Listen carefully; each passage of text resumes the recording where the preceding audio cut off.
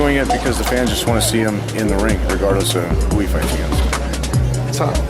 Tom, obviously. Dante's Boxing Nation.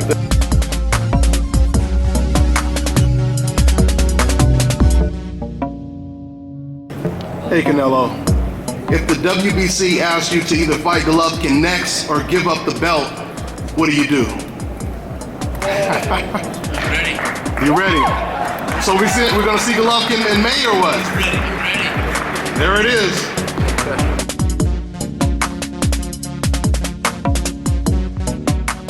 Dante's Boxing Nation, what's going on, guys? So if it wasn't obvious enough before, more confirmation came in today that Canelo Alvarez, he never had any intentions of negotiating with Gennady Golovkin after he vacated his belt. At least according to Tom Loeffler, Golovkin's promoter, because Tom Loeffler, he just stated today, and let me go ahead and quote what he had to say. I can confirm that nothing has been forthcoming from Golden Boy since they informed the WBC of their decision. End quote. And I believe the word of the day is confirmation. Because Tom Loeffler, right there, he just confirmed that Canelo Alvarez, despite what he said in his open statements when he vacated the belt, basically suggesting that he didn't want to be held to any artificial deadlines and he's going to kick Golovkin's ass and he just wanted more time to negotiate to fight Golovkin in September. According to Tom Loeffler, all of that was a lie. You know, this is obviously not a big surprise, but it had to be reported because you have some die-hard Canelo fans out there that continue to convince themselves that Canelo Alvarez has a plan and he is going to fight against Golovkin next or this year. Keep in mind, these are the same die-hard Canelo fans that actually said that Canelo, he was going to fight Golovkin after the Cotto fight. Okay? I think it's more than obvious now that this is Canelo's doing, guys. This is not Oscar De La Hoya. This is Canelo's decision solely. A lot of people don't pay attention to little details. But I remember after the Cotto fight at the press conference, when Oscar De La Hoya was standing up there talking to the media, Oscar, he said that he has to talk to Canelo to see what Canelo wants to do next. This is what Oscar De La Hoya said, okay? So for people to suggest that Oscar De La Hoya is pulling all the strings, that's not the case. You guys have to remember, when Canelo decided to fight Edeslani Lara, that was against Oscar De La Hoya's wishes. Oscar admitted in numerous interviews, he did not want that Lara fight. He thought Lara was too tough of an opponent for his golden boy, Canelo Alvarez. But Canelo decided to take the fight because of the backlash. Canelo Alvarez, he had fans straight from Mexico basically asking him, why won't he fight Lara? Why are you going to let Edeslani Lara jump on stage and damn near punk you like that, Canelo? These were the type of messages that he was receiving. So Canelo said, you know what? Forget this. Oscar, make the fight. And Oscar is like, oh man, I really don't want to make that fight. Canelo says, make the fight. So we know who's running things when it comes to decision making, right? See, the difference from Canelo, fighting Mayweather, fighting Edeslani Lara is I truly believe he looked at those fights as, you know what, worst case scenario, if these guys beat me, they outbox me. Because when he looked at Floyd Mayweather, he's probably looking at this guy like, man, this dude is almost 40 years old. He's almost 20 pounds smaller than me.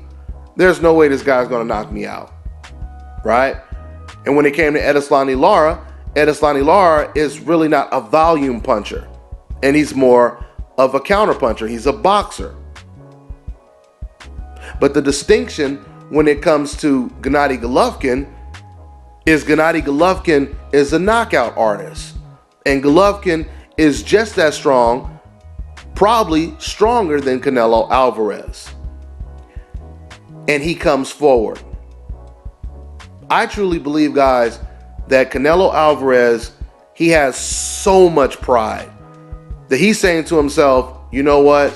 I am not about to take the risk of possibly getting knocked out in front of the whole world.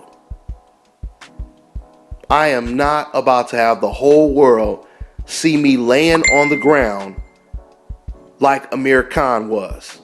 Now, this is not to suggest that Canelo Alvarez, he personally has no confidence that he can go in there and do well and possibly even beat Golovkin.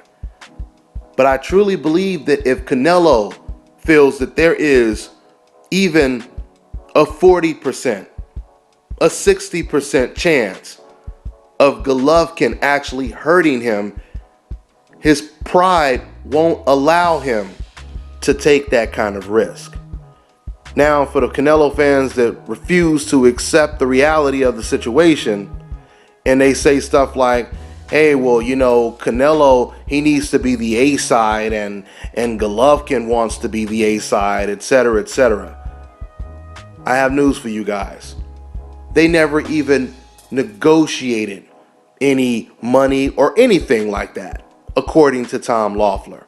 So this situation is pretty damn unique. It's not like any other type of big fight negotiation in the past where you had one party that maybe wanted this.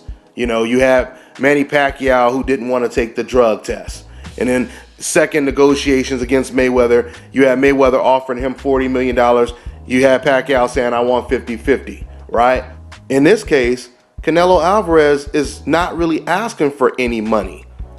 He's not asking, I mean, outside of him saying he wants to fight at 155, which is ridiculous because once again, he rehydrates to the exact same weight that Golovkin does. They walk around at the same weight. In fact, I believe there were times when Canelo actually weighed more than Golovkin did going into a fight 30 days or 60 days before the fight. So that doesn't even make sense. Okay? Canelo Alvarez is not asking for anything. He just simply does not want the fight right now. I'm going to go ahead and wrap this video up. Now, I will close with saying this. It doesn't look like Canelo is going to be fighting Golovkin anytime soon, but it wouldn't be a huge surprise if this backlash just really gets to Canelo and he just changes his mind. I'm leaning more towards him not fighting Golovkin, but I'm just saying anything is possible. This is a tremendous amount of pressure. I don't recall seeing a fighter deal with this kind of pressure to fight against another champion. I don't recall seeing this in quite some time, especially when you have a fighter like Canelo who, once again, he's not even trying to negotiate, right? In every other situation, both fighters were actually negotiating. In this situation, Team Canelo, they're not negotiating at all, right? So it'll be interesting, man. If Canelo doesn't fight Golovkin next, and he doesn't fight one of the best fighters at 154, man, oh man, Canelo is going to deal with some serious backlash. So that's all I got for now, guys. I'm on to the next one.